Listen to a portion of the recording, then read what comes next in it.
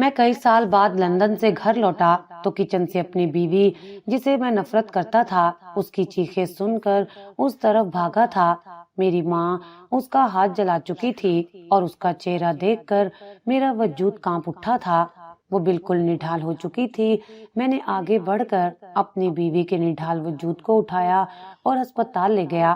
ماں مجھے روکتی رہی، اس منحوس کو مر جانے دے، مگر میں نے ان کی ایک نہ سنی۔ ہسپتال چیک اپ کے بعد ڈاکٹر کی بات سن کر میرا کلیجہ پھٹ گیا جب ڈاکٹر بولا آپ کی بیوی کے ساتھ کئی راتوں سے رات دیر تک مجھے نیند نہیں آ رہی تھی۔ میں اپنے کمرے میں بیٹھا سوچتا رہا، کیوں ہر مظلوم عورت کو گناہ کی علامت بنا دیا جاتا ہے؟ کیوں کسی کی خاموشی کو جرم سمجھا جاتا ہے؟ کھڑکی سے باہر اندھیرا پھیلا ہوا تھا اور میں نائلہ کے آنسو یاد کر رہا تھا۔ اچانک میرا فون بجا، اٹھایا تو میری ماں تھی۔ ریحان، تمہارے دماغ پر جادو ہو گیا ہے، تم اس لڑکی کے معاملے میں زیادہ نہ پڑنا۔ میں نے تحمل سے کہا، امی، اگر آپ کے سامنے کوئی جلتا انسان ہوتا تو آپ بھی چپ رہتی۔ اچانک فون بند ہو گیا۔ میں نے کرسی پر ٹیک لگائی اور میرے ذہن میں وہ لمحہ بار بار لوٹتا رہا جب نائلہ کے ہاتھ چل رہے تھے مگر اس کے ہونٹوں پر کوئی چیخ نہیں تھی۔ ایسا ضبط میں نے زندگی میں نہیں دیکھا تھا۔ میں نے فیصلہ کیا کہ کل میں اس سے دوبارہ بات کروں گا، اس بار خاموش تماشائی نہیں رہوں گا۔ صبح فجر کے وقت میں نے وضو کیا، نماز پڑھی اور دل میں عجیب سکون اترا، جیسے میں کسی ذمہ داری کے قریب ہوں۔ میں نے خود سے کہا، اگر انصاف زندہ ہے تو میں نائلہ کا گواہ بنوں گا۔ دوپہر میں جب وہ سین میں کپڑے سکھانے کھڑی تھی تو میں اس کے پاس گیا۔ وہ چونک کر بولی، آپ یہاں؟ میں نے نرمی سے کہا، بات کرنی تھی۔ کس بارے میں؟ تمہارے بارے میں نائلہ، تمہاری زندگی، تمہارے دکھ اور وہ چیخ جو اب بھی میرے کانوں میں ہے۔ وہ جھجکی، میں کچھ نہیں کہہ سکتی، مائرہ بی بی ناراض ہو جائیں گی۔ میں نے نرمی سے کہا، ناراض ہونے دیں، سچ تو پھر بھی سچ رہتا ہے۔ نائلہ نے آنکھوں میں نمی لیے کہا، میرا کوئی نہیں ریحان صاحب، میں یہاں صرف سزا کاٹ رہی ہوں۔ جرم وہ ہے جو میرے بھائی نے کیا، میں صرف اس کا تاوان دے رہی ہوں۔ میں نے سوالیہ نظروں سے دیکھا مگر وہ چپ ہو گئی۔ میں نے اس کے ہاتھوں پر نظر ڈالی، پٹی کے نیچے سے خون کی ہلکی سرخی جھلک رہی تھی۔ دوا لگائی؟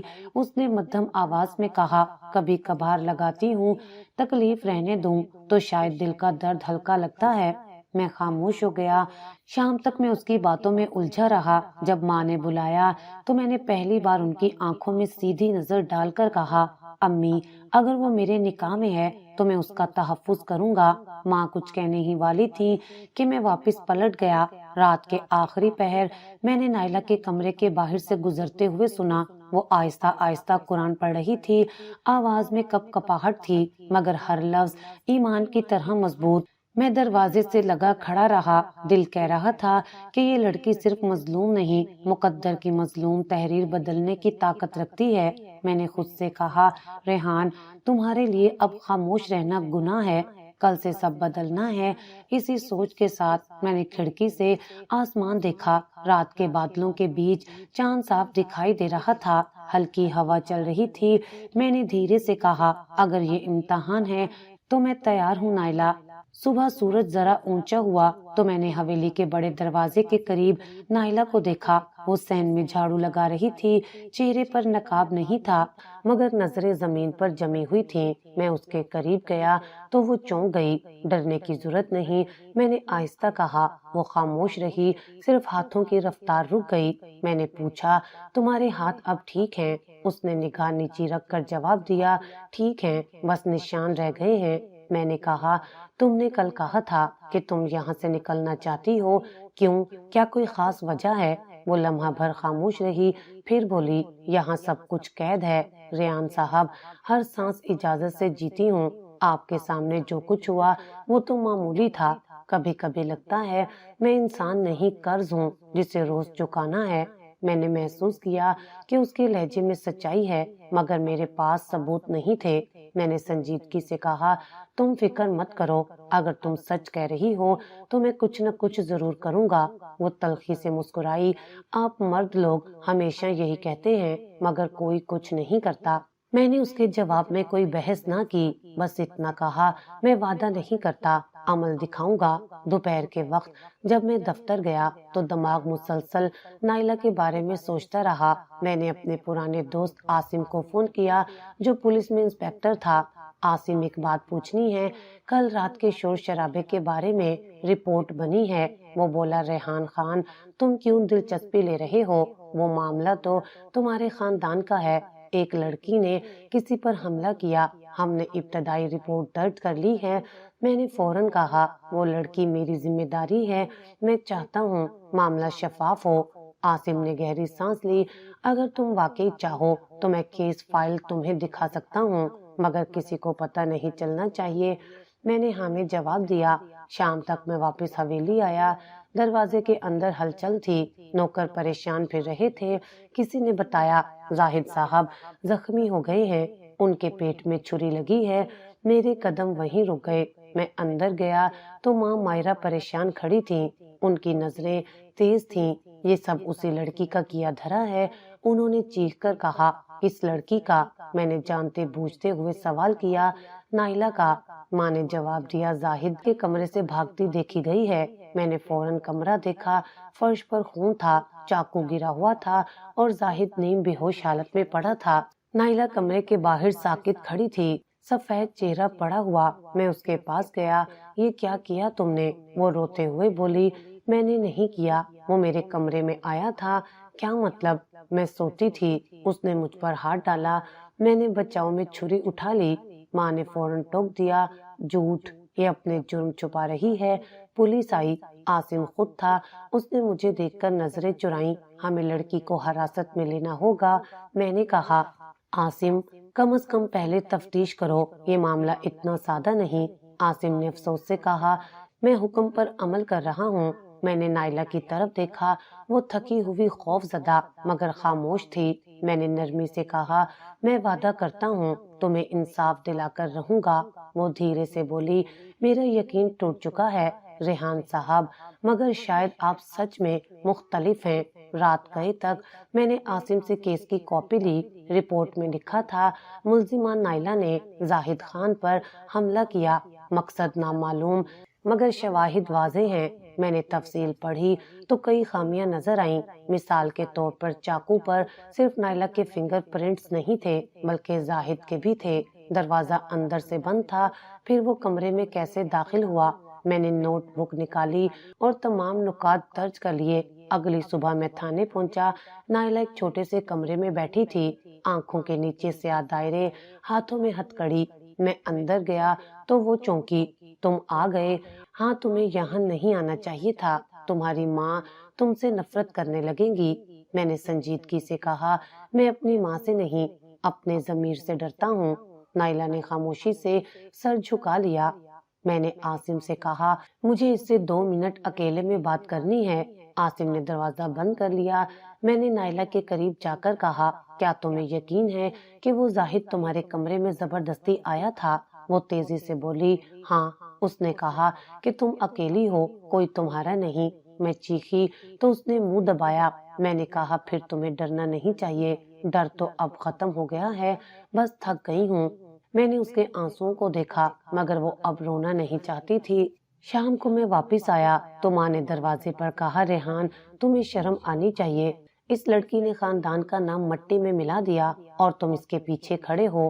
میں نے کہا، امی اگر وہ مجرم نکلی تو سب سے پہلے میں سزا دوں گا، لیکن اگر بے قصور نکلی تو میں چاہوں گا آپ اس کے قدموں میں معافی مانگیں۔ ماں کا چہرہ سخت پڑ گیا۔ بہت زبان چلنے لگی ہے تمہاری۔ میں نے جواب دیا، حق کی بات کرنے والے کی زبان ہمیشہ چلتی ہے۔ امی اگلے دن میں نے حویلی کے ملازمین کو الگ الگ بلا کر پوچھ گچھ شروع کی۔ ایک بوڑھے مالی نے بتایا کہ صاحب، میں نے زاہد صاحب کو رات گئے ادھر جاتے دیکھا تھا۔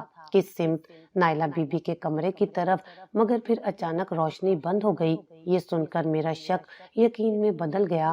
میں نے عاصم کو فون کر کے کہا، میں کچھ نئے شواہد لایا ہوں، اگر تم میری بات پر یقین کرو تو کیس پلٹ سکتا ہے۔ وہ بولا، ریحان میں تمہیں بچپن سے جانتا ہوں مگر قانون شواہد مانگتا ہے۔ میں نے کہا شواہد کل تمہارے میز پر ہوں گے۔ رات کو میں اپنے کمرے میں چکر کاٹتا رہا، حویلی کے دروازے پر ہوا چل رہی تھی، جیسے دیواریں بھی راز بتانا چاہتی ہوں۔ میری نظر اس کھڑکی پر پڑی جہاں سے پہلی بار میں نے نائلہ کو دیکھا تھا، وہیں سے اس کی چیخ اب بھی گونجتی محسوس ہوئی۔ میں نے خود سے کہا کل کے بعد کچھ نہ کچھ ضرور بدلے گا، یا انصاف ملے گا یا میرا ایمان ٹوٹ جائے گا۔ اگلی صبح میں نے زاہد کے کمرے کی تفصیلی تصویریں لیں۔ فرش کے قریب خون کے چھینٹے کسی اور زاویے سے تھے، ایسا لگتا تھا کسی نے خود کو زخمی دکھانے کی کوشش کی ہو۔ میں نے دیوار کے پیچھے سے ایک سیاہ کپڑے کا ٹکڑا اٹھایا، وہ نائلہ کا نہیں ہو سکتا تھا، وہ کپڑا کسی مرد کے لباس۔ وہیں سے اس کی چیخ اب بھی گونجتی محسوس ہوئی۔ میں نے خود سے کہا کل کے بعد کچھ نہ کچھ ضرور بدلے گا، یا انصاف ملے گا یا میرا ایمان ٹوٹ جائے گا۔ اگلی صبح میں نے زاہد کے کمرے کی تفصیلی تصویریں لیں۔ فرش کے قریب خون کے چھینٹے کسی اور زاویے سے تھے، ایسا لگتا تھا کسی نے خود کو زخمی دکھانے کی کوشش کی ہو۔ میں نے دیوار کے پیچھے سے ایک سیاہ کپڑے کا ٹکڑا اٹھایا، وہ نائلہ کا نہیں ہو سکتا تھا، وہ کپڑا کسی مرد کے لباس سے پھٹا ہوا تھا۔ میں نے احتیاط سے لپیٹا، لفافے میں رکھا اور کہا یہی ثبوت ثابت کرے گا کہ نائلہ مجرم نہیں۔ اسی شام میں دوبارہ تھانے گیا۔ نائلہ نے مجھے دیکھ کر حیرت سے پوچھا کیا ملا؟ کچھ نے کہا ابھی نہیں، مگر یقین رکھو تمہیں یہاں سے نکال کر رہوں گا۔ وہ ہلکی سی مسکرائی، آپ کو شاید ابھی تک یقین نہیں کہ میں اتنی قسمت والی ہوں کہ کوئی میرے لیے کھڑا ہو۔ میں نے جواب دیا قسمت نہیں، ایمان کام کرے گا۔ رات کے وقت جب حویلی کے سب دروازے بند تھے، میں باہر کھڑا آسمان دیکھ رہا تھا، بادلوں میں چاند چھپتا نکلتا تھا۔ میں نے دل ہی دل میں کہا نائلہ اگر تم بے قصور ہو تو خدا مجھے سچ تک پہنچنے کا حوصلہ دے۔ ہوا میں ایک نرم سی خنکی تھی، مگر میرا ارادہ اب آگ کی طرح روشن تھا۔ یہ مقدمہ اب صرف نائلہ کا نہیں تھا، یہ میرا امتحان بن چکا تھا۔ اگلی صبح میں نے حویلی کے تمام ملازمین کو بلایا۔ سب کی آنکھوں میں خوف تھا، جیسے سچ بولنا ان کے لیے موت لکھا ہو۔ میں نے ایک ایک سے الگ الگ بات کی، سب نے وہی کہا ہم نے کچھ نہیں دیکھا صاحب، شور ضرور ہوا تھا مگر کسی نے کیا کیا علم نہیں۔ میں نے چپ چاپ ان کے لہجے، ان کے لفظوں کی لڑکھڑاہٹ دیکھی۔ میں جانتا تھا جھوٹ ہمیشہ کہیں نہ کہیں سے پھسل جاتا ہے۔ جب میں نے حویلی کے مالی نذیر سے بات کی تو اس کی آواز کانپنے لگی، صاحب میں تو بس باغ میں پانی دے رہا تھا، شور سنا تو دوڑ آیا۔ میں نے پوچھا کب؟ شاید رات کے 12:30 بجے، لیکن دوسرے ملازم کہہ رہے ہیں کہ 12 بجے ہی سب لوگ جاگ گئے تھے۔ تم 12:30 بجے کیوں آئے؟ نذیر نے نظریں چرائیں۔ میں شاید وقت بھول گیا تھا، میں نے نوٹ بک میں لکھا۔ نذیر کے بیان میں تضاد۔ میں نے چوکیدار ظفر سے پوچھا رات گیٹ پر تم تھے؟ جی صاحب، مگر روشنی گئی ہوئی تھی، کچھ سایہ سا دیکھا مگر پہچان نہ سکا۔ کدھر گیا وہ سایہ؟ ظفر نے ہچکچاتے ہوئے کہا پچھلے دروازے کی سمت جہاں کیمرہ لگا ہے۔ یہی وہ لمحہ تھا جب میں نے کیمروں کا ریکارڈ دیکھنے کا فیصلہ کیا۔ میں شہر گیا، کمپنی سے وہ فوٹیج منگوائی اور رات گئے اپنے لیپ ٹاپ پر اسے فریم بائی فریم دیکھنا شروع کیا۔ پہلے فریم میں اندھیرا، دوسرے میں ہلکی سی حرکت اور تیسرے میں ایک دھندلا سا سایہ، اونچا مضبوط جسم والا آدمی۔ چہرہ صاف نہ تھا مگر اندر مانوس لگ رہا تھا۔ میں نے ویڈیو کو بار بار روک کر دیکھا، اس کے ہاتھ میں کچھ تھا جیسے چابیوں کا گچھا یا شاید چاقو کا غلاف۔ وہ کمرے کے دروازے کے پاس رکا، پھر چند لمحوں بعد غائب ہو گیا۔ میرے دل میں ایک نیا وسوسہ جاگا، کیا یہ زاہد تھا یا کوئی اور؟ اگلے دن میں نے عاصم کو بلایا۔ یہ فوٹیج دیکھو۔ میں نے لیپ ٹاپ اس کے سامنے رکھا۔ عاصم نے غور سے دیکھا، پھر بولا یہ تو تمہاری حویلی کے سٹاف میں سے کوئی لگتا ہے، جسمانی ساخت نذیر سے ملتی ہے۔ میں نے کہا نذیر رات 12 بجے تک باغ میں تھا، اس کے بعد اچانک غائب، یہ وقت 12:30 بجے کا ہے۔ عاصم نے ہلکی سی سیٹی بجائی، پھر تو معاملہ سنگین ہے۔ اگر یہ ثابت ہو گیا کہ نذیر وہاں تھا تو کیس پلٹ جائے گا۔ میں نے کہا ہمیں فوراً اسے تلاش کرنا ہوگا، مگر نذیر اگلی ہی صبح حویلی سے غائب تھا۔ کسی کو علم نہیں کہ وہ کب نکلا، نہ اس کے کمرے میں کپڑے تھے نہ موبائل، بس ایک پرانی تصویر میز پر رکھی تھی جس میں وہ زاہد کے ساتھ مسکرا رہا تھا۔ میں نے اس تصویر کو ہاتھ میں لیا اور سوچا یہ دونوں کب سے اتنے قریب ہی تھے، میں شہر کے مختلف تھانوں میں گیا، نذیر کے ممکنہ رشتہ داروں کا سراغ لگایا۔ پتہ چلا کہ نذیر کا بھائی چند سال پہلے زاہد کے ساتھ کسی کاروبار میں شریک رہا تھا اور دونوں کے درمیان پیسے کا تنازع ہوا تھا۔ نذیر کو اس واقعے کے بعد حویلی میں کام دلایا گیا تھا۔ میں نے فائل بند کرتے ہوئے کہا تو یہ جھگڑا ابھی ختم نہیں ہوا تھا۔ شام کو عاصم نے فون کیا، ریحان زاہد ہوش میں آ گیا ہے، تم آؤ بیان لینا ہے۔ میں فوراً ہسپتال پہنچا۔ زاہد بیڈ پر نیم دراز تھا، چہرہ زرد مگر آنکھوں میں چلاکی۔ میں نے پوچھا تمہیں یاد ہے اس رات کیا ہوا؟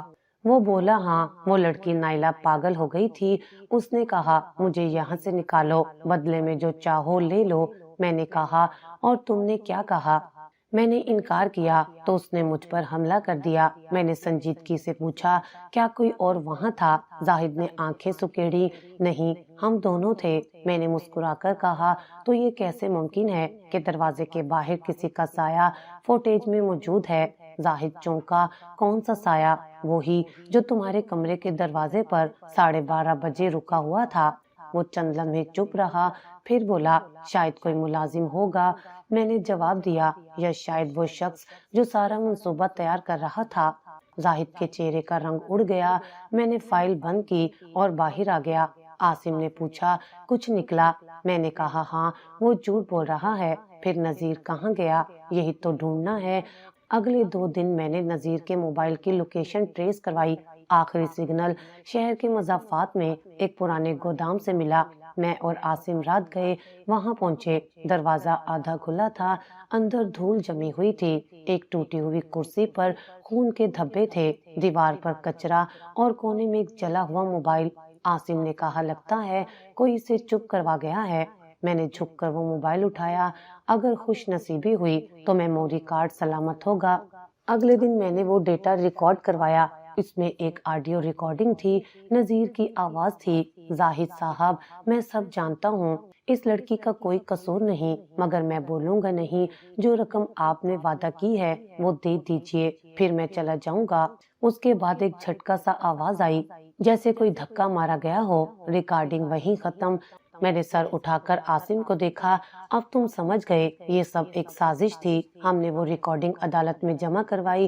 وکیل نے تفصیل سے دلائل تیار کیے۔ عدالت میں جب نائلہ کو پیش کیا گیا تو وہ کمزور مگر پرعزم تھی۔ میں نے اسے دیکھا اور آہستہ سے کہا اب ڈرنے کی ضرورت نہیں۔ وہ دھیرے سے بولی کیا واقعی سچ جیت سکتا ہے ریحان؟ میں نے کہا ہاں، اس بار سچ کے پاس ثبوت ہیں۔ عدالت کی کارروائی کے دوران وکیل نے ریکارڈنگ چلائی۔ حال میں خاموشی چھا گئی۔ جج نے سخت لہجے میں کہا زاہد خان کیا آپ وضاحت دینا چاہیں گے؟ زاہد کے لب کپ کپانے لگے۔ یہ جھوٹ ہے، میں نے نہیں کہا۔ جج نے کہا آواز کی تصدیق کے لیے فورینزنگ رپورٹ موجود ہے۔ زاہد خاموش ہو گیا۔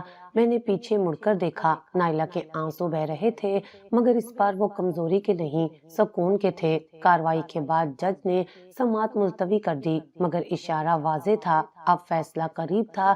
میں نے حویلی واپس جا کر ماں سے کہا امی وہ لڑکی بے قصور ہے۔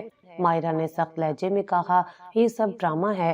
میں نے ریکارڈنگ ان کے سامنے چلائی۔ ان کا چہرہ سن پڑ گیا۔ یہ کیا ہے؟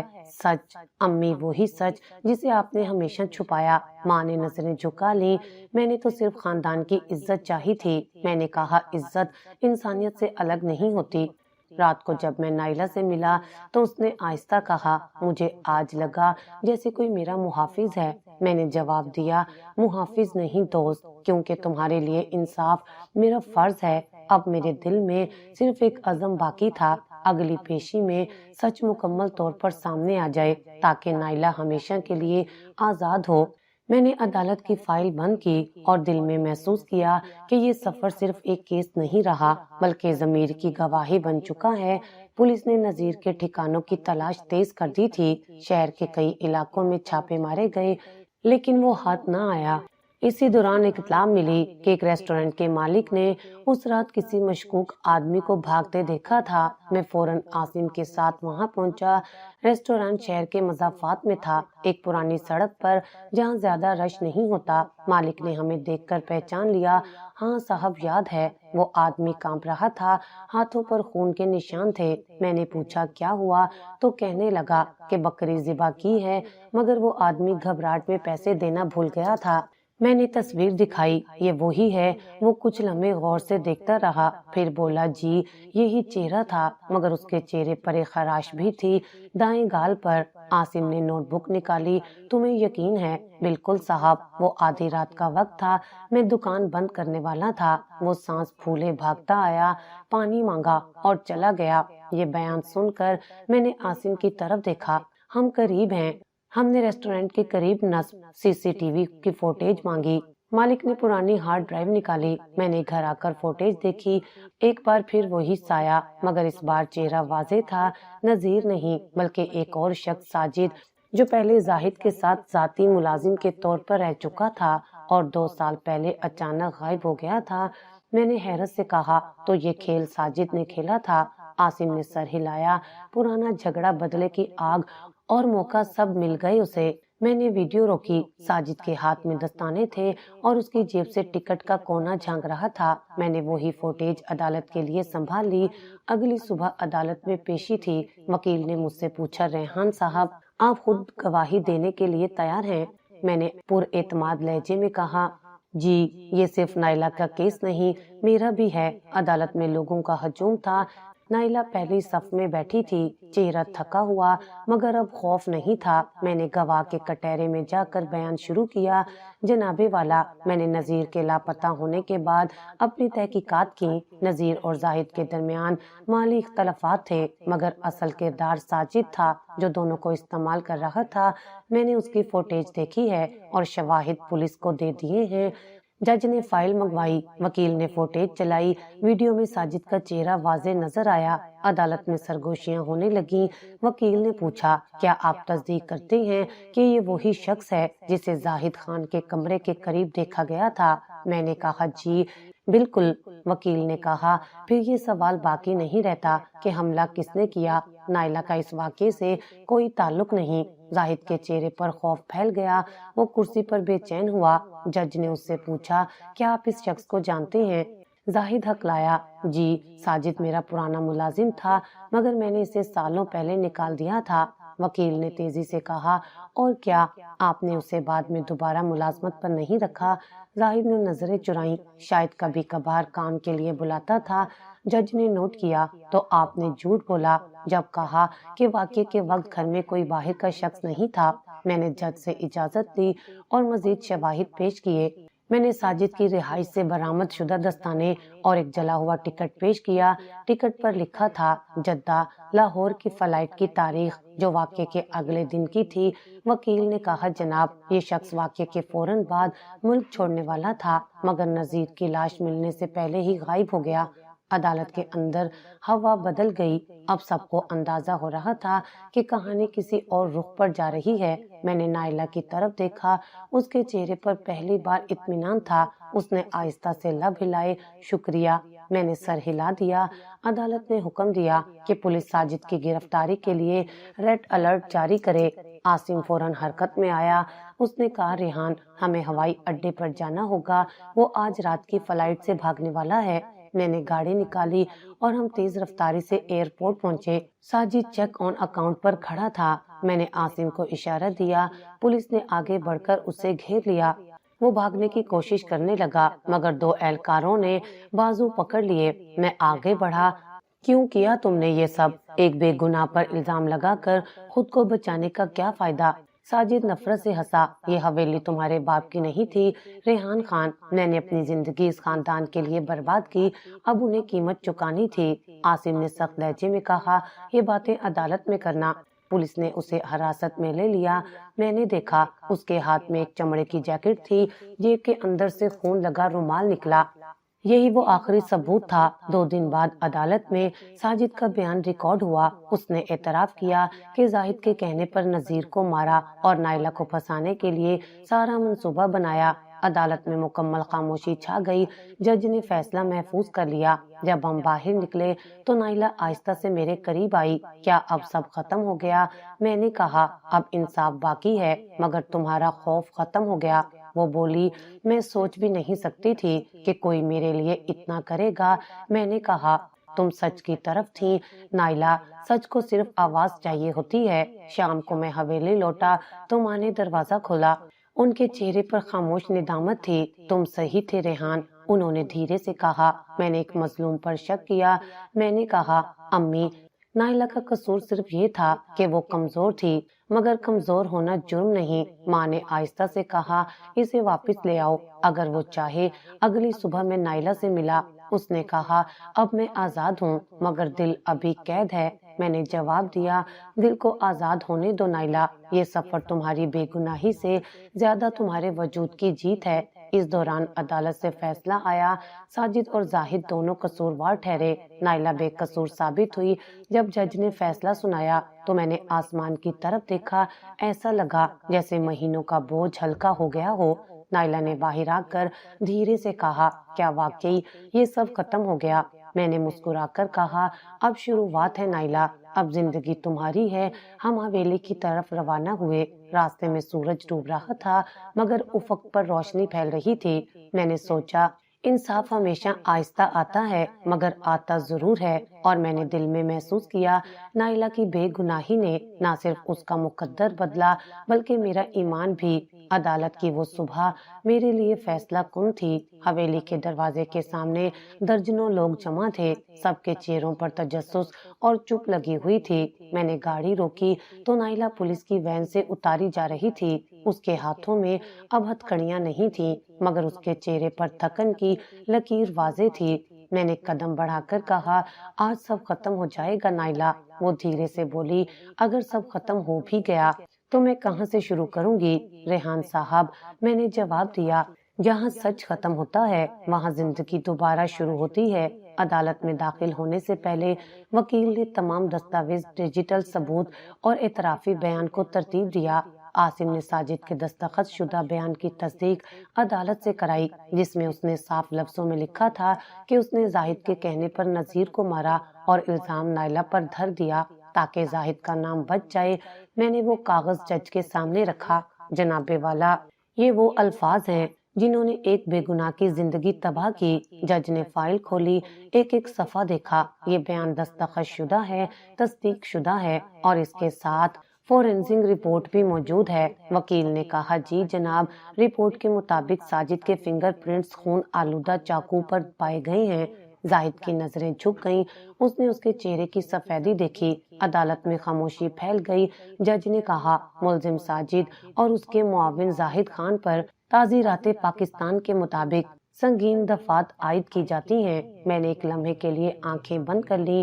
نائلہ میری طرف دیکھ رہی تھی جیسے برسوں کی قید کے بعد پہلی بار روشنی دیکھی ہو۔ عدالت کے عملے نے جب زاہد کو حراست میں لیا تو وہ چیخنے لگا میں نے یہ سب اپنے خاندان کے لیے کیا تھا۔ میں نے تلخی سے کہا خاندان عزت سے بنتے ہیں، خون سے نہیں۔ نائلہ کے چہرے پر ایک ہلکی مسکراہٹ ابھری۔ وہ خاموش تھی مگر اس کے آنسو خود بول رہے تھے۔ عدالت نے فیصلہ سنایا نائلہ بنت اقبال، آپ بے قصور ہیں، آپ کو اس عدالت سے باعزت بری کیا جاتا ہے۔ یہ الفاظ جیسے کسی نے میرے دل پر روشنی پھینک دی ہو۔ میں نے اپنی مٹھی بھینچی اور آنکھیں بند کی۔ میری روح کے اندر سکون اتر گیا۔ نائلہ نے نظریں اٹھا کر میری طرف دیکھا۔ ریحان صاحب، میں آزاد ہوں۔ میں نے کہا ہاں، اب تم صرف آزاد نہیں، باعزت بھی ہو۔ وہ چند لمحے خاموش رہی، پھر بولی کیا میں اب گھر جا سکتی ہوں؟ میں نے نرمی سے کہا اب تمہارا گھر وہ نہیں جہاں زخم ملتے ہیں، تمہارا گھر وہ ہوگا جہاں سکون ہو۔ عدالت سے باہر نکلتے وقت درجنوں آنکھیں ہم پر تھیں۔ میڈیا کے لوگ سوال پوچھ رہے تھے مگر میں نے سب کو نظر انداز کیا۔ باہر آسمان صاف تھا، ہوا میں نمی تھی مگر دل ہلکا۔ ماہرہ دروازے پر کھڑی تھی، ان کی آنکھوں میں ندامت تھی۔ ریحان، میں نے غلطی کی۔ میں نے کہا امی، غلطی سب سے ہوتی ہے، مگر آج معافی بھی مل گئی۔ انہوں نے آہستہ سے کہا، میں اس لڑکی سے معافی مانگنا چاہتی ہوں۔ نائلہ نے چپ چاپ ان کے سامنے سر جھکا دیا۔ ماہرہ نے دھیرے سے کہا، میں تمہیں غلط سمجھتی رہی، تم ہمارے گھر کا وہ چراغ بنو جسے ہم نے خود بجھانے کی کوشش کی۔ نائلہ کے آنسو خاموشی سے بہہ نکلے۔ میں کسی سے نفرت نہیں کرتی۔ عدالت کے بعد ہم حویلی لوٹے۔ دروازے پر لوگ جمع تھے، وہی لوگ جو کل تک اسے قاتلہ کہہ کر پکارتے تھے، آج راستہ دیتے ہوئے نظریں جھکا رہے تھے۔ ایک بوڑھی ماسی نے آہستہ سے کہا، بی بی، اللہ نے آپ کا مان رکھ لیا۔ نائلہ نے اس کے ہاتھ تھام لیے۔ اللہ سب کا مان رکھے۔ شام کو جب سورج ڈوب رہا تھا تو میں نے صحن میں نائلہ کو دیکھا۔ وہ بیٹھ کر چائے بنا رہی تھی، جیسے برسوں سے یہ گھر اسی کا ہو۔ میں نے قریب جا کر کہا، کیسی ہو؟ وہ بولی، آج عجیب سا سکون ہے، جیسے میں پھر سے سانس لینا سیکھ رہی ہوں۔ میں نے کہا، سانس لینا نہیں، جینا سیکھ رہی ہو۔ وہ مسکرائی۔ رات کو میں چھت پر گیا تو آسمان صاف تھا، چاند اپنی پوری آب و تاب سے چمک رہا تھا۔ میں نے خود سے کہا، یہ لڑائی ختم ہوئی، مگر ایک نیا باب شروع ہو رہا ہے۔ مجھے محسوس ہو رہا تھا کہ نائلہ کی کہانی اب میرے حصے کا سکون بن چکی ہے۔ اگلے دن میں نے فیصلہ کیا کہ نائلہ کی رہائش کا بندوبست الگ جگہ پر کیا جائے۔ میں نہیں چاہتا تھا کہ وہ پھر کسی تلخ یاد کے درمیان رہے۔ جب میں نے یہ بات اس سے کہی تو وہ خاموش ہو گئی۔ تم ناراض ہو؟ وہ بولی، نہیں، میں صرف حیران ہوں کہ کوئی اتنی محنت کسی غیر کے لیے کیسے کر سکتا ہے۔ میں نے جواب دیا، غیر وہ ہوتا ہے جسے ہم پہچاننے سے انکار کریں۔ تم میرے لیے اب غیر نہیں ہو۔ وہ نظریں جھکا کر چلی گئی، مگر اس کی مسکراہٹ میں شکر گزاری تھی۔ چند دن بعد پولیس نے رپورٹ مکمل کر کے کیس بند کر دیا۔ میں نے نائلہ کی طرف دیکھا، اب تم واقعی آزاد ہو، کوئی الزام، کوئی سایہ باقی نہیں۔ وہ بولی، پھر بھی ایک چیز رہ گئی ہے ریحان صاحب۔ کیا؟ خود کو منوانا۔ یہ معاشرہ بھولنے نہیں دیتا، بس الزام کا چہرہ بدل دیتا ہے۔ میں نے کہا، پھر ہم مل کر اس چہرے کو بدلیں گے۔ رات کے وقت حویلی کے دروازے پر ہوا چل رہی تھی۔ نائلہ کھڑکی کے پاس کھڑی تھی۔ میں نے دیکھا، اس کی نظریں اب خوف سے خالی تھیں۔ میں نے دل ہی دل میں کہا، اب یہ کہانی ختم نہیں ہوگی، یہ نیا آغاز ہے۔ میں نے ماہرہ سے کہا، امی، میں نائلہ کے ساتھ کچھ وقت گزارنا چاہتا ہوں، اسے عام زندگی کی طرف لوٹنے میں وقت لگے گا۔ انہوں نے سر ہلا کر کہا، اب وہ تمہاری ذمہ داری ہے بیٹے۔ میں نے دل میں سوچا، ذمہ داری نہیں، شاید مقدر ہے۔ نائلہ کی رہائی کے بعد سب کچھ بدل گیا، مگر دنیا اتنی مہربان نہیں تھی۔ گاؤں کے لوگ اب بھی سرگوشیاں کرتے تھے، بازار والے سوالیہ نظروں سے دیکھتے تھے۔ میں نے فیصلہ کیا کہ اسے کچھ عرصے کے لیے شہر لے جاؤں۔ میں نے اپارٹمنٹ میں اس کے لیے ایک الگ کمرہ بنایا۔ یہاں تمہیں کوئی نہیں پہچانے گا، بس آرام کرو۔ میں نے کہا۔ وہ آہستہ بولی، میں اب آرام نہیں کرنا چاہتی، میں جینا چاہتی ہوں۔ شروع کے دن عجیب تھے، وہ خاموش رہتی، کم بولتی، کتابیں پڑھتی۔ میں جان بوجھ کر ہلکے موضوعات چھیڑتا تاکہ ماحول نرم رہے۔ ایک دن میں کافی بنا رہا تھا تو اس نے کہا، آپ کو پتہ ہے میں نے کبھی اپنی مرضی سے چائے نہیں پی تھی؟ میں نے حیرت سے پوچھا، کبھی بھی نہیں۔ وہ ہنسی۔ ماہرہ بی بی کے گھر چائے پینا جرم تھا، بس حکم سننا فرض۔ میں نے مسکرا کر کہا، اب یہ جرم نہیں، عادت بنے گا۔ 3 ہفتوں بعد نائلہ بدلنے لگی، اس کے چہرے کی تھکن کم ہونے لگی۔ اس نے کہا، مجھے کام کرنا ہے۔ میں نے پوچھا، کیسا کام؟ کوئی بھی، بس اپنی محنت سے جینا چاہتی ہوں۔ میں نے کہا، پھر ہم کچھ ساتھ شروع کرتے ہیں۔ ہم نے چھوٹا سا دستکاری کاروبار شروع کیا۔ نائلہ کڑھائی اور کپڑوں پر ڈیزائن بناتی، میں آن لائن آرڈر دیکھتا۔ پہلی کمائی ملی تو وہ مسکرا کر بولی، یہ میری پہلی اپنی کمائی ہے ریحان صاحب۔ میں نے جواب دیا، یہ آزادی کی کمائی ہے نائلہ۔ ندا کبھی کبھار ہمارے پاس آتی، وہ اب بولنے لگی تھی، ہنستی تھی۔ اس نے ایک دن کہا، بھائی ریحان، آپ نے میری بہن کو واپس ہنسانا سکھایا۔ نائلہ نے پیچھے سے کہا، نہیں ندا، میں نے خود کو سنبھالنا سیکھا ہے۔ ماہرہ کبھی کبھار فون کرتی۔ ایک دن انہوں نے کہا، بیٹا نائلہ سے کہنا میں اسے حویلی واپس دیکھنا چاہتی ہوں، بطور بہو، بطور گھر کی عزت۔ میں خاموش رہا۔ جب نائلہ کے سامنے ذکر کیا تو وہ بولی، میں وہاں تب جاؤں گی جب بطور انسان بلایا جائے، نہ کہ رحم کھا کر۔ میں نے کہا یہ دن بھی آئے گا۔ ایک شام میں نے نائلہ سے کہا ہمیں اپنا رشتہ چھپانے کی ضرورت نہیں، اب وقت آ گیا ہے۔ وہ چونکی رشتہ؟ میں نے سنجیدگی سے کہا ہاں شادی۔ وہ خاموش ہو گئی، لمبی سانس لی۔ آپ جانتے ہیں نا، لوگ کہیں گے میں ونی تھی، مجرم تھی۔ میں نے کہا لوگ ہمیشہ کچھ کہیں گے مگر ہمیں جینا ہے۔ وہ ہنس دی، تو پھر ٹھیک ہے، جیسے آپ چاہیں۔ ہم نے نکاح سادگی سے کیا، گواہ صرف عاصم اور ندا تھے، کوئی دھوم نہیں، کوئی شور نہیں، بس 2 دستخط اور ایک دعا۔ نکاح کے بعد نائلہ نے آہستہ کہا اب مجھے ڈر نہیں لگتا۔ میں نے جواب دیا اب تم اکیلی نہیں۔ ہم نے کاروبار بڑھایا، نائلہ نے خواتین کو روزگار دیا، سلائی کی کلاسز شروع کی، ان کے نام سے روشنی سینٹر بنا۔ ایک دن میں نے اسے دیکھا عورتوں کے درمیان بیٹھ کر سمجھا رہی تھی سچ بولنے سے کبھی مت ڈرنا، چاہے دنیا خلاف ہو۔ میں نے دل ہی دل میں کہا یہ وہ نائلہ ہے جسے میں نے پہلی بار کچن کی دھواں بھری رات میں دیکھا تھا، مگر اب وہ اپنا آسمان خود بنا رہی ہے۔ وقت گزرتا گیا، نائلہ اب خود مختار تھی۔ ہر صبح وہ چائے بنا کر کہتی یہ خوشبو میری آزادی کی نشانی ہے۔ میں مسکرا کر جواب دیتا اور یہ مسکراہٹ میری زندگی کی دنیا کے لیے۔ یہ ایک کہانی تھی جو ختم ہو چکی تھی، مگر میرے لیے یہ آغاز تھا ایک عورت کے دوبارہ جنم کی، ایک مرد کے بدل جانے کی اور سچ کے جیتنے کی زندگی جیسے معمول پر واپس آنے لگی تھی۔ کاروبار مستحکم ہو رہا تھا، نائلہ کا اعتماد بڑھ رہا تھا اور میں روز اس کی موجودگی میں ایک نیا اطمینان محسوس کرتا تھا۔ ایک شام جب وہ دفتر کے گوشے میں بیٹھ کر رسیدوں کو ترتیب دے رہی تھی، میں نے ہلکے لہجے میں کہا نائلہ تمہیں کبھی لگا کہ یہ سب کچھ کسی خواب کی طرح ہے؟ وہ مسکرائی، خواب تب لگتا اگر سب کچھ آسانی سے ملتا ریحان صاحب، یہ حقیقت ہے جو خون دل سے لکھی گئی ہے۔ میں نے چند لمحے اسے دیکھا، پھر دل کے بوجھ کو ہلکا کرتے ہوئے کہا میں تمہیں کچھ کہنا چاہتا ہوں مگر ڈرتا ہوں کہ شاید تم ابھی تیار نہیں۔ نائلہ نے چونک کر پوچھا کیا بات ہے؟ میں نے سنجیدگی سے کہا میں چاہتا ہوں تم میری زندگی کا حصہ بن جاؤ باقاعدہ طور پر۔ وہ خاموش رہی، پھر ہلکی آواز میں بولی آپ جانتے ہیں نا میں بدنام ماضی کے ساتھ آئی ہوں۔ میں نے کہا نائلہ انسان کا ماضی اس کی غلطی نہیں، اس کے حالات کا امتحان ہوتا ہے۔ میں تمہارے حال اور مستقبل سے رشتہ مانگتا ہوں۔ وہ بولی اگر میں ہاں کہہ دوں تو آپ کو سماج کے تانے برداشت کرنے ہوں گے۔ میں نے مسکراتے ہوئے کہا میں تانوں سے زیادہ تمہارے ساتھ زندگی گزارنا چاہتا ہوں۔ یہ کہہ کر میں نے خاموشی اختیار کر لی۔ وہ سر جھکائے بیٹھی رہی، پھر اچانک آنکھوں سے آنسو بہنے لگے۔ کیا تم ہاں کہہ رہی ہو؟ اس نے روتے ہوئے سر ہلا دیا۔ میں نے سچ کے لیے لڑائی لڑی، مگر کبھی نہیں سوچا تھا کہ کوئی میرے ساتھ زندگی بھی بانٹنا چاہے گا۔ اگلے دن میں نے ماہرہ سے بات کی، وہ چپ چاپ سنتی رہی۔ بیٹا تم جانتے ہو لوگ کیا کہیں گے؟ میں نے کہا امی لوگ ہمیشہ کچھ نہ کچھ کہتے ہیں، مگر اگر میں آج پیچھے ہٹ گیا تو نائلہ کا حوصلہ ٹوٹ جائے گا۔ ماہرہ نے گہری سانس لی، میں مخالفت نہیں کروں گی مگر دعا کروں گی کہ تمہارا فیصلہ تمہیں کبھی دکھ نہ دے۔ ہم نے فیصلہ کیا کہ شادی خفیہ نہیں بلکہ عزت سے ہوگی۔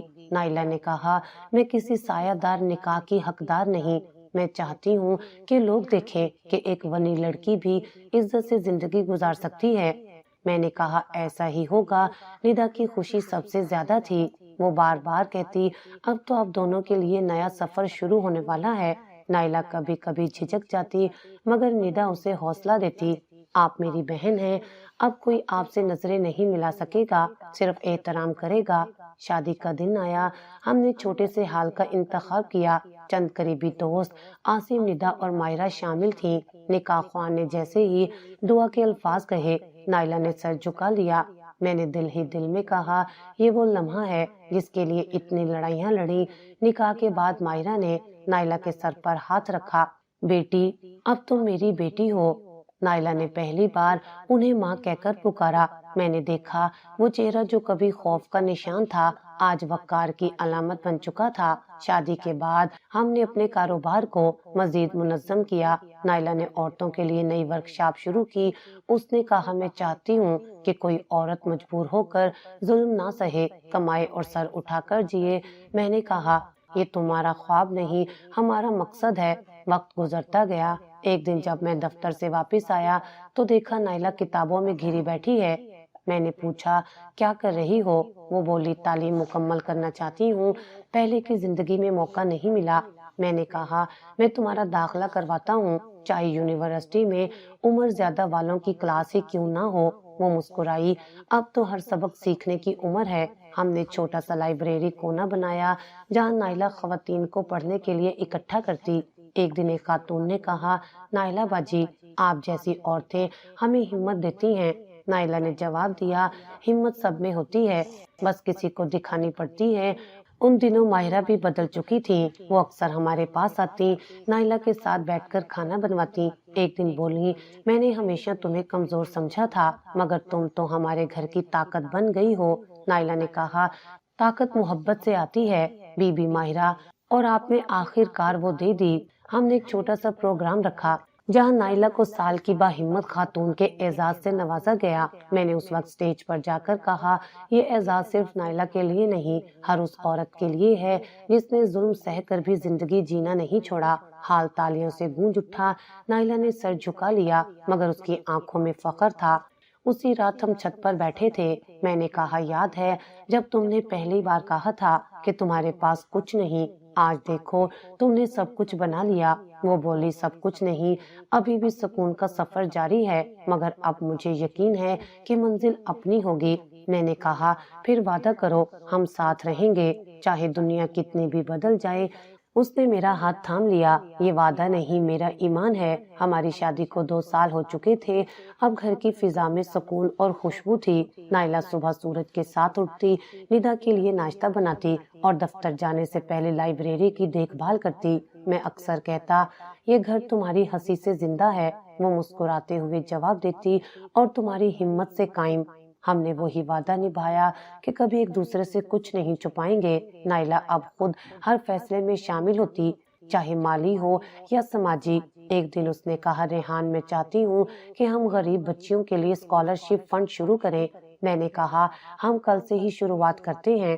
اسی خیال سے ہم نے نیا سفر ٹرسٹ قائم کیا۔ نائلہ نے خود اسکولوں کا دورہ کیا، بچیوں کے والدین سے ملی۔ ایک دن واپس آ کر بولی وہ چھوٹی سی بچی زینب، اس نے کہا وہ بھی نائلہ بننا چاہتی ہے۔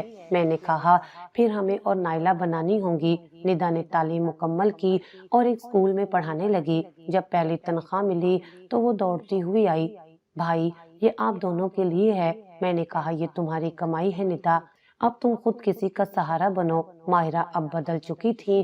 ایک دن انہوں نے سب کے سامنے کہا میں اپنی بہو پر فخر کرتی ہوں۔ یہ جملہ سن کر نائلہ کی آنکھیں نم ہو گئیں۔ رات کو اس نے کہا میں نے کبھی نہیں سوچا تھا کہ یہ عورت جو میری دشمن تھی ایک دن میرا مان بنے گی۔ میں نے کہا وقت سب بدل دیتا ہے اگر دل بدلنے کی ہمت ہو۔ اصل مجرموں کو سزا ہو چکی تھی اور ان کے کیس کی خبریں اخباروں میں چھپ چکی تھیں۔ حویلی کا نام اب دوبارہ عزت سے جڑا ہوا تھا۔ ہم نے فیصلہ کیا کہ ماضی کی جگہ اب فلاح ہوگی۔ ہم نے پرانے گودام کو ورکشاپ میں بدل دیا۔ نائلہ خود وہاں جاتی، مزدوروں کو نئے مواقع دیتی۔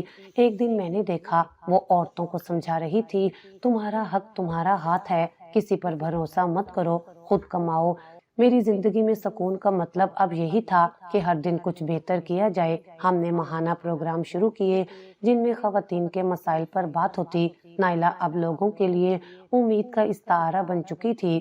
میں نے ایک انٹرویو میں کہا میں نے نائلہ سے صرف محبت نہیں انسانیت سیکھی ہے۔ شادی کی 30ویں سالگرہ پر ہم نے حویلی میں تقریب رکھی، وہی جگہ جو کبھی زخموں کا نشان تھی اب مسکراہٹوں سے بھر گئی۔ نائلہ نے وہاں سب کے سامنے کہا میں نے اس حویلی میں قید کانٹے کے بعد آزادی پائی، مگر آج یہیں سے دوسروں کو آزاد دیکھنا چاہتی ہوں۔ سب نے تالیاں بجائیں۔ ماہرہ نے آنکھوں سے اشارہ کیا تم نے ہمیں فخر دیا۔ ندا اب خوش تھی، اس نے کہا اب ہمارا گھر مکمل ہے۔ میں نے نائلہ کی طرف دیکھا کیا تمہیں لگتا ہے ہم نے سب حاصل کر لیا؟ وہ بولی سب نہیں مگر اتنا ضرور کہ اب ہم کسی کا سہارا بن سکیں۔ رات کو ہم چھت پر بیٹھے، چاندنی حویلی کی دیواروں پر اتر رہی تھی۔ نائلہ بولی کبھی سوچا تھا کہ میں ایک دن یہاں سکون سے بیٹھوں گی؟ میں نے کہا میں نے سوچا تھا مگر تم نے ممکن کیا۔ ہم دونوں نے ہاتھ پکڑے، آسمان کی طرف دیکھا۔ میں نے کہا اگر کل کوئی طوفان آیا بھی تو ہم ساتھ ہوں گے۔ وہ مسکرائی اور جب تک ہم ساتھ ہیں کوئی اندھیرا زیادہ دیر تک نہیں ٹھہر سکتا۔ یوں ہماری کہانی ختم نہیں ہوئی بلکہ نئی راہوں پر چل نکلی۔ انصاف سے شروع ہوئی محبت اب فلاح کی روشنی بن چکی تھی اور میں نے جان لیا کہ زندگی میں سب سے خوبصورت فیصلہ وہ ہوتا ہے جب انسان دل سے سچ پر یقین کر لے۔